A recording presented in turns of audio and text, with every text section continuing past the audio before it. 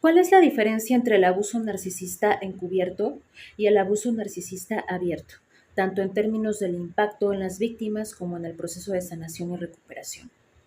Vamos a dedicar este videocurso a contestar esa y otras preguntas, pero me gustaría empezar por el tema del lenguaje, porque el lenguaje es un instrumento crítico en el arsenal del narcisista.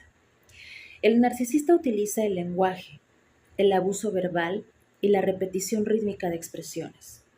El narcisista usa todos estos sonidos básicamente para entrenar mentalmente a la víctima, para poder penetrar en su mente, para instalarse e introyectarse allí y para continuar controlando y manipulando a veces desde lejos, de manera remota, a la distancia.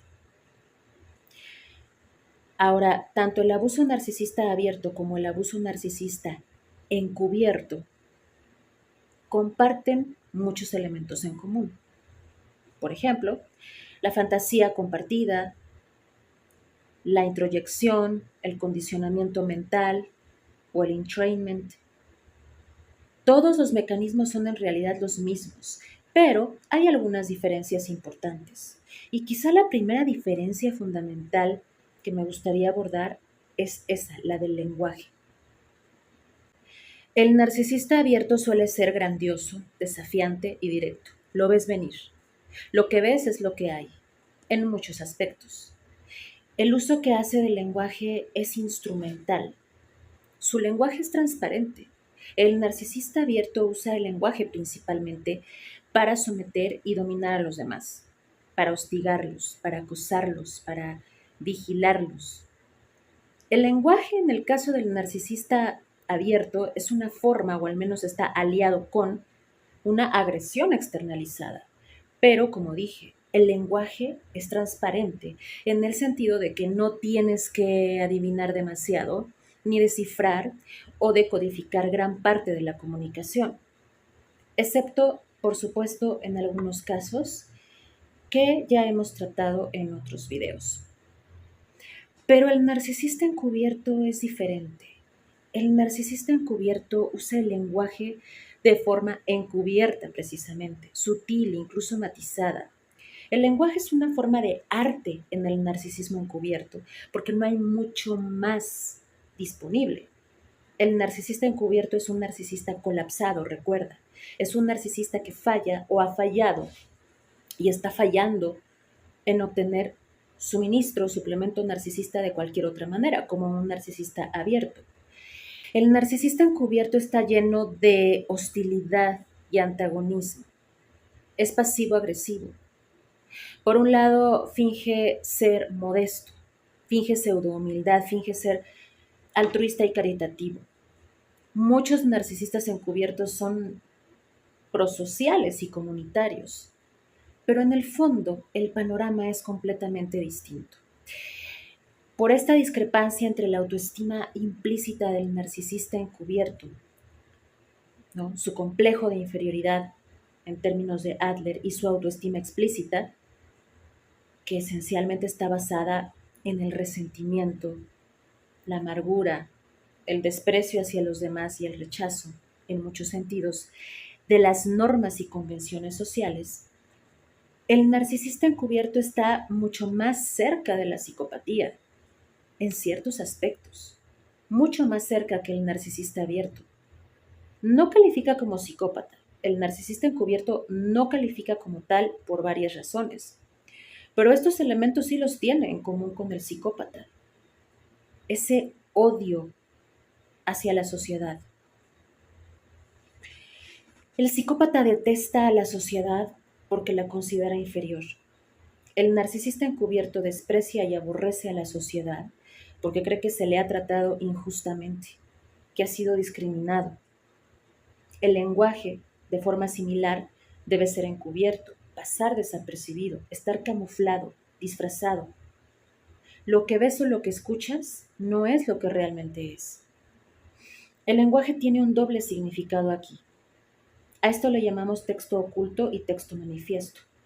Hay un texto oculto en el discurso del narcisista encubierto y hay un mensaje manifiesto que normalmente no tienen nada que ver con el mensaje oculto.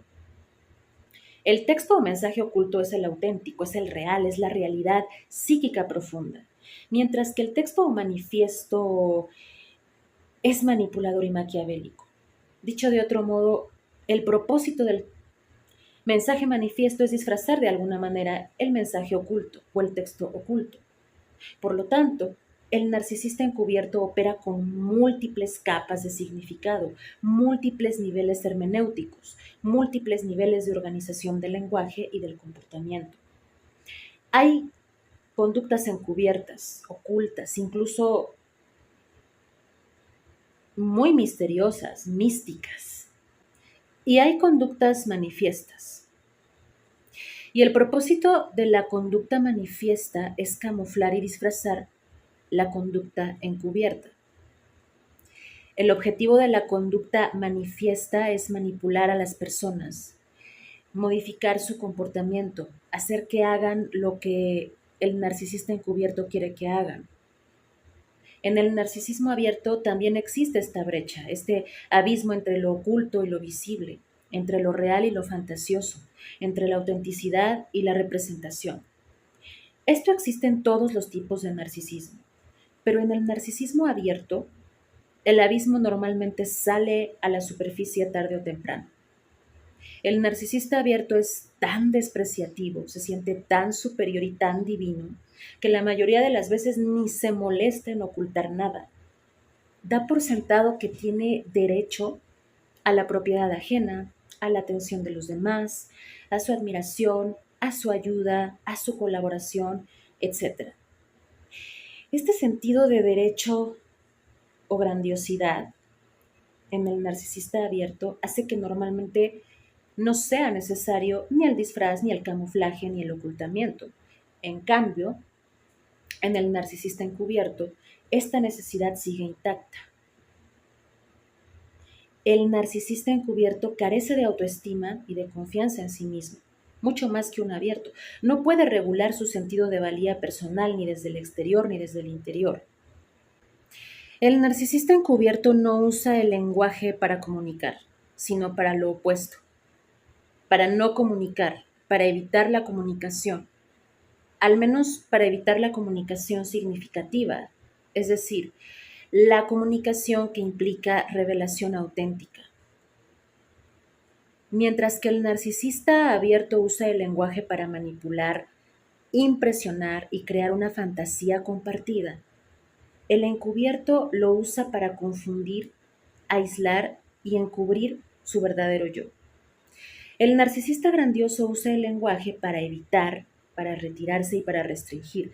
Podríamos decir que el narcisista grandioso usa el lenguaje para ser, con el fin de convertirse o fusionarse con un concepto de sí mismo inflado, grandioso y fantástico.